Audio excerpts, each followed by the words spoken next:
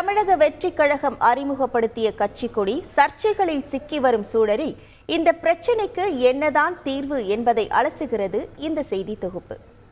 2026 சட்டமன்ற தேர்தலை இலக்காக கொண்டு அரசியல் விஜயம் செய்துள்ள நடிகர் விஜய் அண்மையில் கட்சி கொடியையும் அதன் பாடலையும் வெளியிட்டிருந்தார்.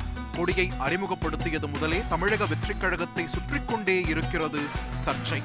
முதலில் வாகை மலரில் ஆரம்பித்த பிரச்சனை யானை சின்னத்தில் வந்து நின்றது. தமிழக வெற்றிக் கழகத்தின் கட்சி கொடியில் உள்ள யானை சின்னத்தை அகற்ற வேண்டும் என பகுஜன் சமாஜ் கட்சி நிர்வாகிகள் தலைமைச் செயலகத்தில் தலைமை தேர்தல் அதிகாரியிடம் மனு அளித்துள்ளனர். இதுகுறித்து பேசிய பகுஜன் சமாஜ் கட்சி தரப்பு வழக்கறிஞர் விஜய் வேண்டுமென்றே இதனை செய்துள்ளதாக குற்றம் சாட்டுகிறார்.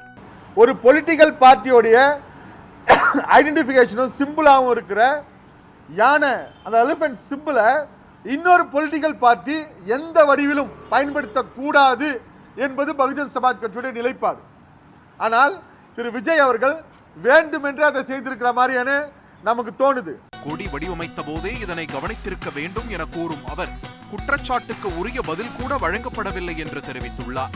சாதாரண ஒடுக்கப்பட்ட சமூகங்களுடைய அந்த சிம்பிளா இருக்கிற யானையை உள்நோக்கத்துடன் பயன்படுத்தியிருக்கிறார் என்பது பகுஜன் சமாஜ் கட்சி ஆணித்தரமான குற்றச்சாட்டு. இது அவங்க அந்த விஜய் அதுக்கு அவருடைய கட்சிக்காரங்க இதை நீக்கவில்லை என்றால் ஒரு மிகப்பெரிய சட்ட போராட்டத்தை பகுஜன் சமாஜ் கட்சி முன்னெடுக்கும்.